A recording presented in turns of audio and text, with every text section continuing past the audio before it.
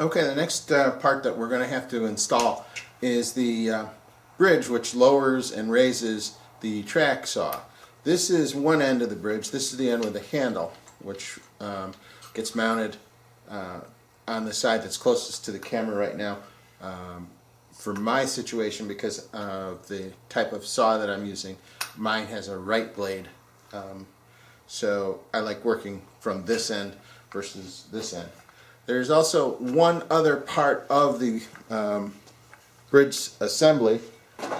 There's one other part of the bridge assembly that goes on the opposite end, and it's less complex. It doesn't have a handle, and in both cases they're mounted using these connector pieces. And let's get to it. Okay, to start out with, we take the bridge and we insert the connectors right into the end of the extrusion.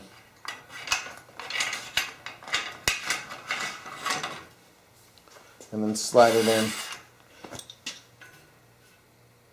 And you want to go in the same distance from this end to this edge on both sides. Take a wrench and tighten that down.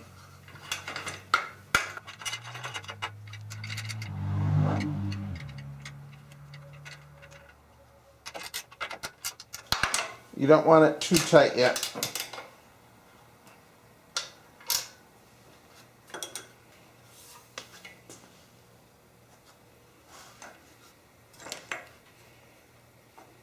Okay, that's going to be one side.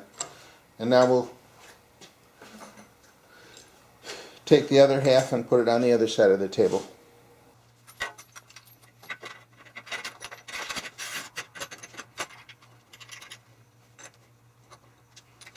You'll notice on the top of the bridge there are two different size connectors. And the longer connector is there to start the track onto the guides easier, so one side engages before the other. You want to loosen those up a little to make it easy to slide on. Okay, the next thing we're going to do is we're going to put the track. The way that we do this, there are slots on the bottom of the track, and we line them up with that long connector first and then the short connector, and we slide it on. Then we come down to the close end of the bridge and we do the same thing. You get that long connector aligned.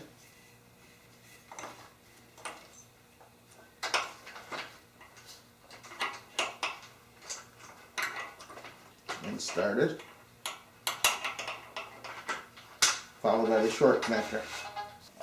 Okay, there are a few minor adjustments that I need to make to the track saw.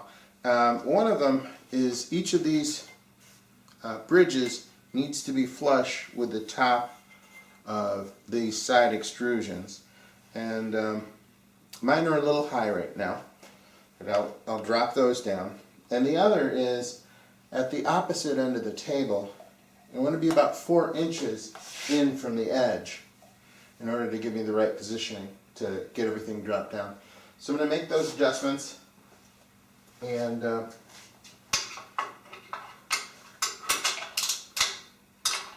we'll proceed.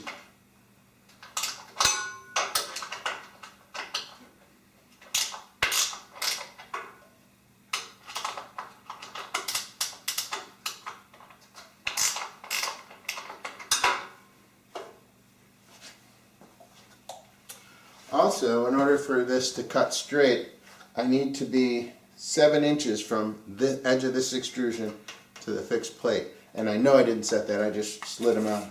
So right now it's at 8 inches, so that's got to come over.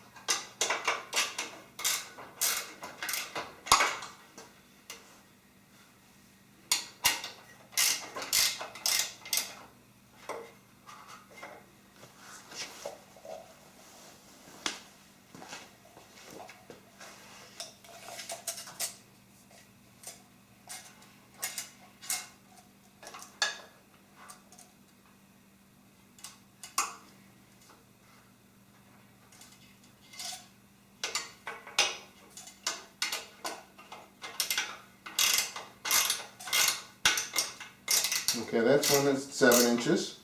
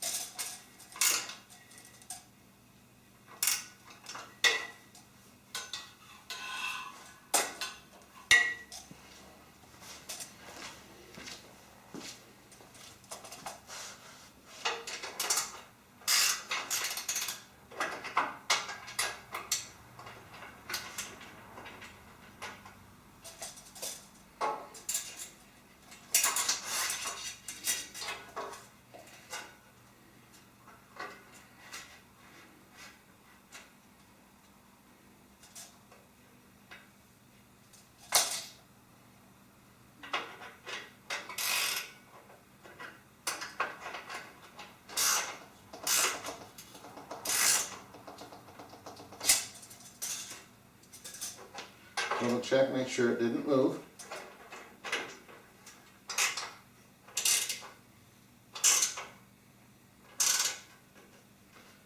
Okay, 7 inches on each of those.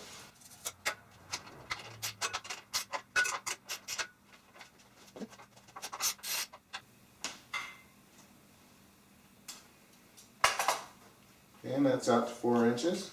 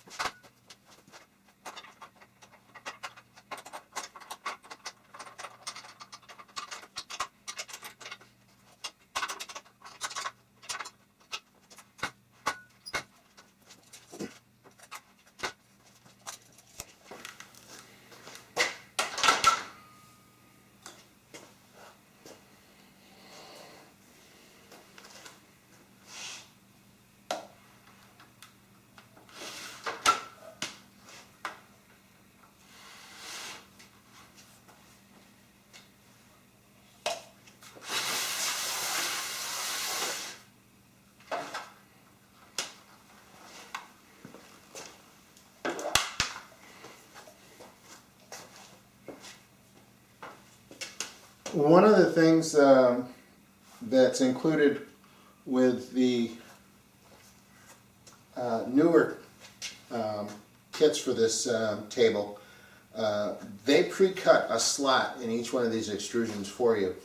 I didn't have that because I just ordered the rough extrusions. So when I have everything squared up and verified, then I'm going to go ahead and use the carbide blade and cut a kerf through the top of each one of these extrusions, and that won't change. That once everything is squared away, I'm probably not going to move these extrusions in or out, and it really doesn't matter if I do, because these extrusions are designed to be cut into. Some of my older pieces that I used in previous versions are getting pretty rough, but they're still structurally sound. So I could, this is one of the original pieces that I've had. I could use this to make some other fixture and attachment, and everything would still work, and still all good. So this stuff, there's a variety of stops that come with this set to allow you to cut different things. I'm just opening those packages now.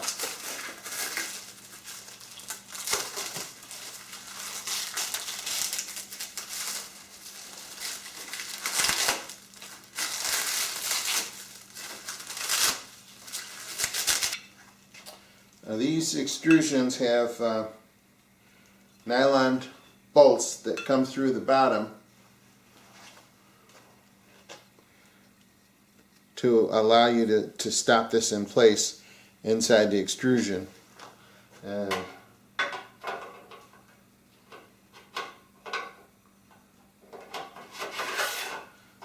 they just slide in any place you want one.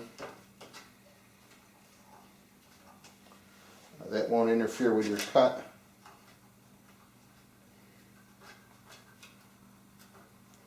And that's locked in place now.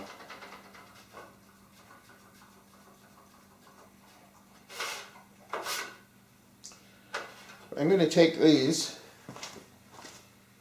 I'm going to slide one in each end of this extrusion.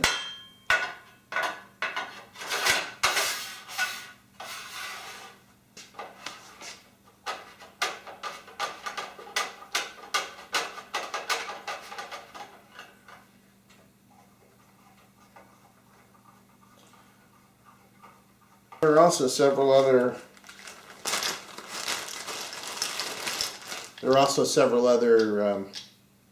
things. This is a depth stop,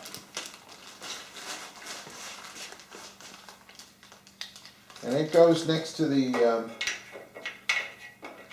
saw.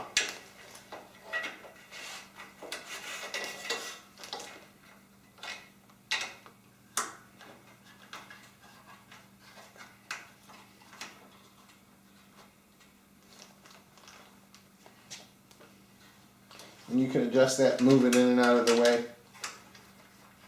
It's a very snug fit.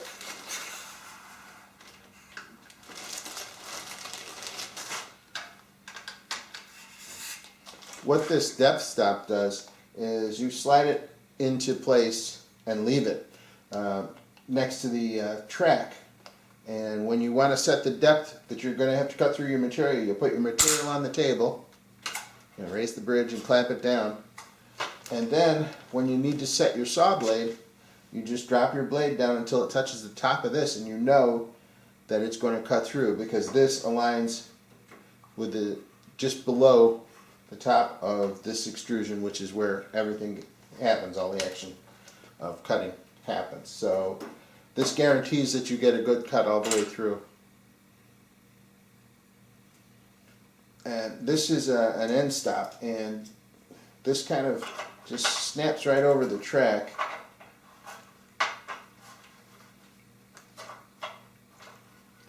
You have to loosen it first.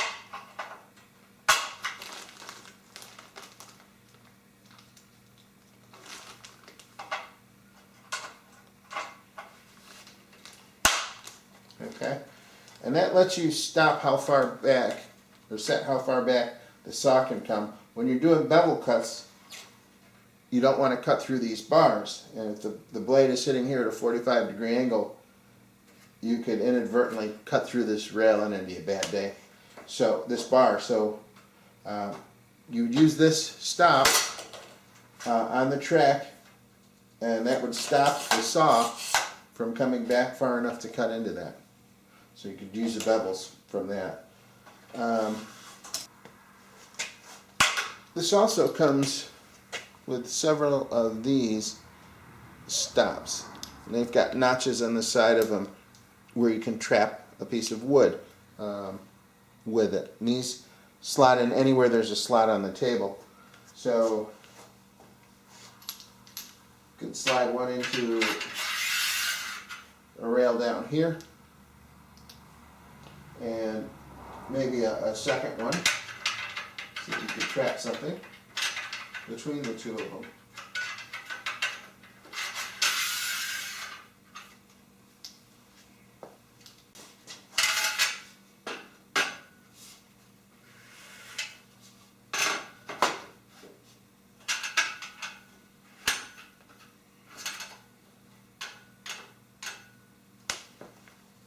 So for instance, I'd slide this piece over,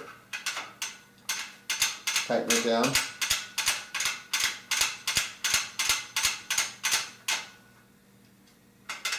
slide this other one over, tighten it down.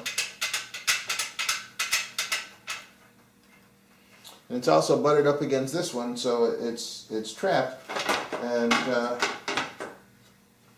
you get it right, there, it's not going anywhere. And if you wanted to anchor the other end, you just use a couple more of these. But that would be great for when you're doing something with a router.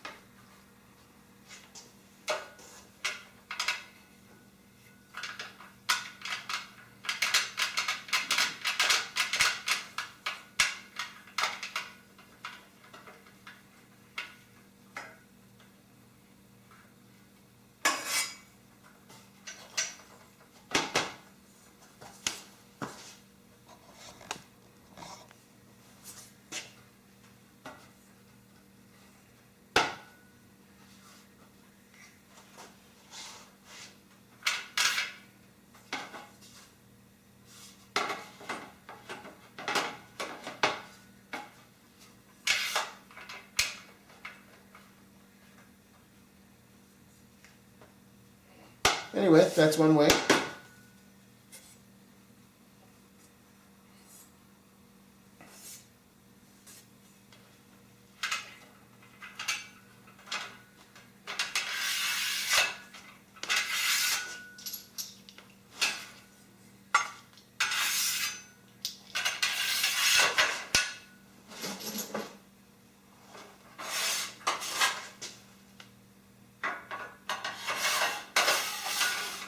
You take this this stop, and we can check to see if we've got our track saw square.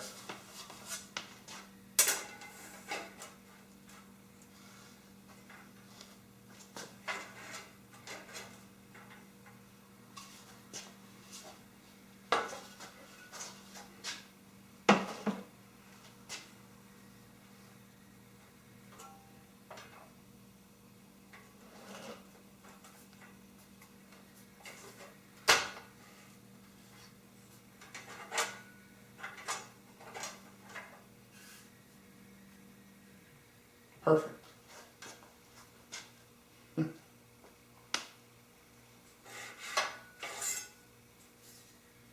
Beautiful. You can check at both ends of the table if you wanted to.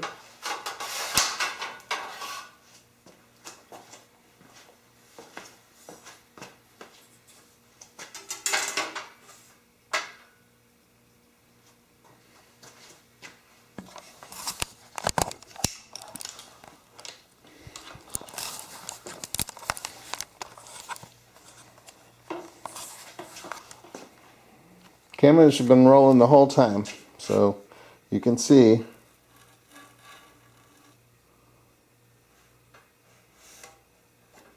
nice square cut.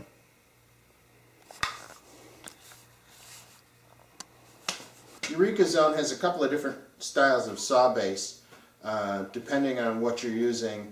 Their newest base is designed to work with a variety of equipment, and I have one of those bases here on one of their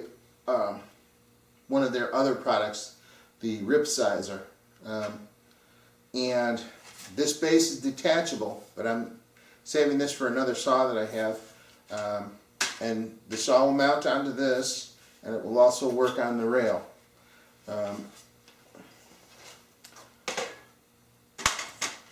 And that tool was for ripping long, uninterrupted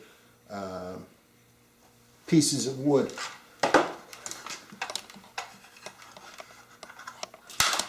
This is the old style base. You can see it was a black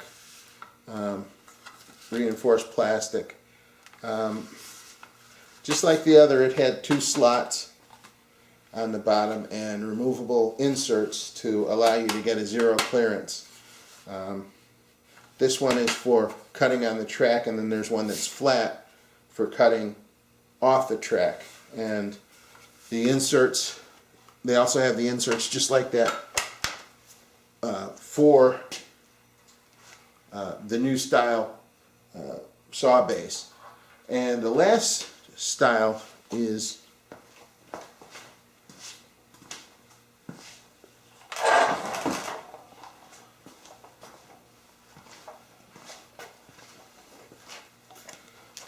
of saw base they have is called the Majuni base, which is custom made to fit the saw. And this one is for a very large saw that I happen to own. This is a Makita saw, and it's amazing, and it is really good saw. It comes with a dust collection port on it, and a little shield on the side, and most of the sawdust gets sucked up by this saw.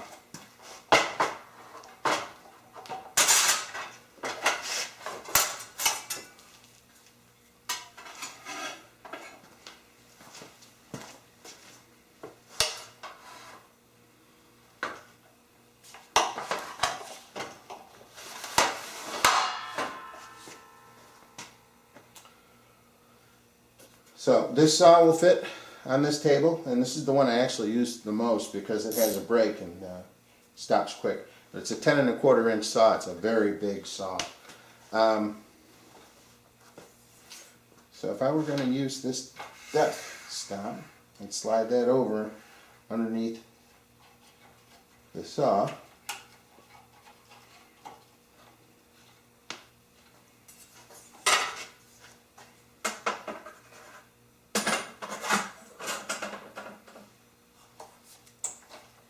loosen the adjustment on the blade.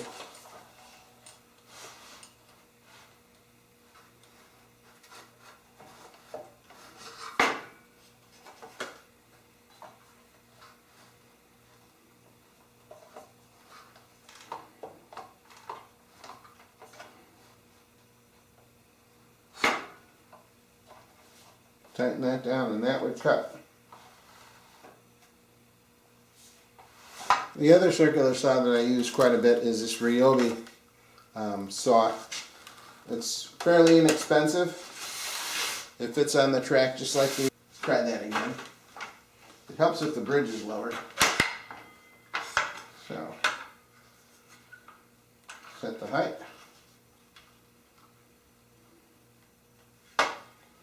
And that would be ready to cut.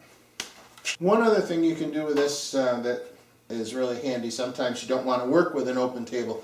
You can take another sheet of ply and you can stick it in. And this one has cutouts, dados on the side, but they're not necessary or needed for anything. It's just wood that I had. You can just slide that in. Now you have a platform to work on, and it's still able to cut and do everything that it would do before. And it lines up and everything cuts nice. And you could do that further out on the table to give yourself a work surface. There's a lot of ways that you can convert and use this in different applications. You know, you don't have to just use the open architecture. And what's nice is this will clamp down. You just lock down the rails on either side, and the wood is trapped in there, and it can't move, it can't kick back, you know, and it's all about safety and the usability of the thing. being able to worry about getting the cut right instead of worrying about whether the wood's going to jump back at you is a big peace of mind thing for me, and one of the reasons why I chose the track saw over a table saw was for safety. I had a big block of wood and I wanted to do something with it. Cut it. Strap it down between the extrusions. Ready to cut.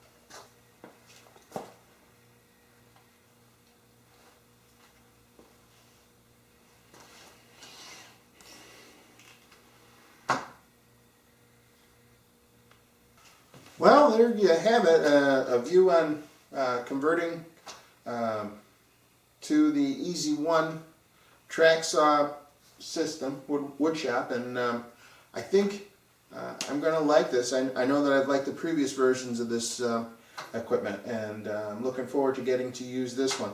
There's a whole bunch more accessories that I have that I could show you, but this thing is probably very long already. So I'll just make separate videos about those as I get through a few projects. If you've got questions, you can reach me.